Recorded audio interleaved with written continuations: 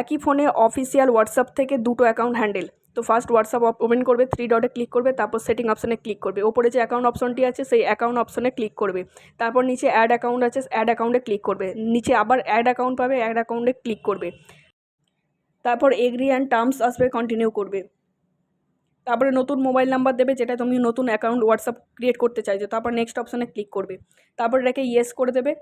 তোমার ফোনে মেসেজ আসবে এবং অটোমেটিক ভেরিফাই হয়ে যাবে তোমার অ্যাকাউন্টটি। তারপর একটা স্কিপ অপশন আসবে, স্কিপ অপশনে ক্লিক করে দেবে, তারপর এখানে তুমি তোমার নাম দিয়ে দেবে এবং এই যে অপশনটা ক্রিয়েট পাসওয়ার্ড, তুমি নতুন করে চাইলে পাসওয়ার্ড ক্রিয়েট করতে হবে, নাহলে স্কিপ করে দেবে এবং স্কিপ করে দিলে তুমি যেমন ফিঙ্গারপ্রিন্ট দিয়ে লগ ইন করো সেই সেম ফিঙ্গারপ্রিন্টে তোমার লগ ইন হয়ে যাবে। যদি এই হোয়াটসঅ্যাপটা তুমি প্রোটেক্টেড করতে চাও তাহলে ক্রিয়েট পাসওয়ার্ড করে করতে পারো। তো দেখতে পাচ্ছ এখানে অ্যাডিং অ্যাকাউন্ট দেখাচ্ছে, আমার নতুন করে কিন্তু নতুন হোয়াটসঅ্যাপ অ্যাকাউন্ট ক্রিয়েট হয়ে গেল। তুমি চাইলে 3 ডটে ক্লিক করবে, তারপর ওখান থেকে সুইচ অ্যাকাউন্ট যে আছে পুরনো হোয়াটসঅ্যাপে ফিরে যেতে পারবে।